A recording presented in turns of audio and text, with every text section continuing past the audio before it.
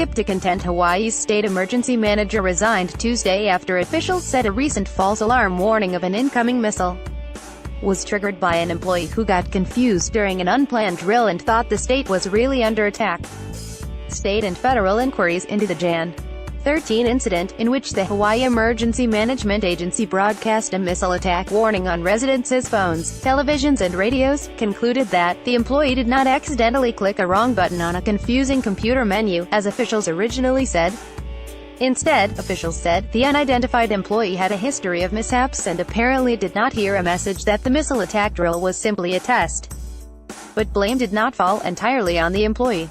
A preliminary investigation by the Federal Communications Commission attributed the false alarm to both human error and inadequate safeguards, finding that top emergency management officials miscommunicated with one another about their plans for a drill, leaving it to be done without sufficient supervision. There were no procedures in place to prevent a single person from mistakenly sending a missile alert to the state of Hawaii, James Wiley, an advisor to the FCC, said in prepared remarks to the Commission Tuesday.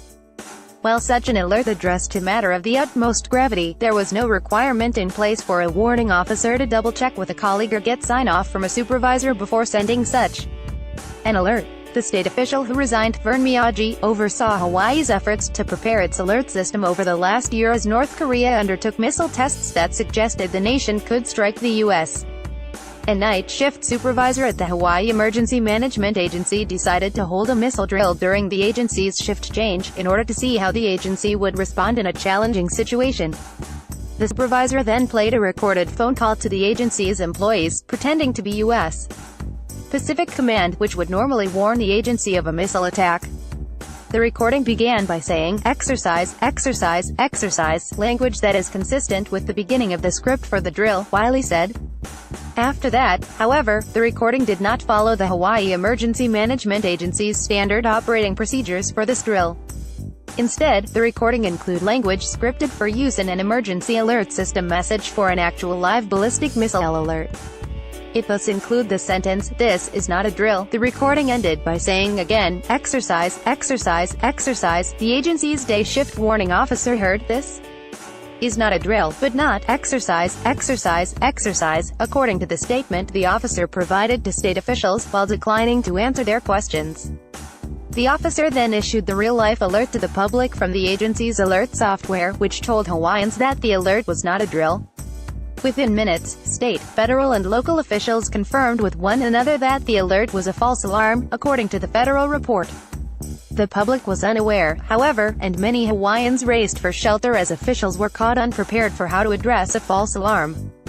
The state emergency agency canceled the alert, but its software did not include an "all clear" message to the public, leading emergency officials to try to notify the public through other media, including Facebook, Twitter and phone calls to media outlets.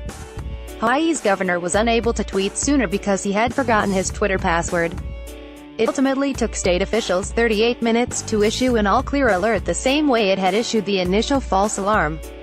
Najim Meshkati, a professor of engineering at USC who studies complex system failures, called the Hawaii false alarm a classic breakdown in which there is not a very good handover from one shift to another shift, and the information falls through the cracks. Meshkati urged officials to look beyond the individual's failure and to look deeper in the system for bigger structural problems that led to the false alarm. State emergency officials have since revised their policies so that surprise drills for employees are pre-scheduled with their supervisors, and that 2 officers are now required in order to send an alert, not just 1. The agency also added the ability to send a false alarm message immediately. Matt Pierce is a national reporter for The Times. Follow him on Twitter at @MattPierce.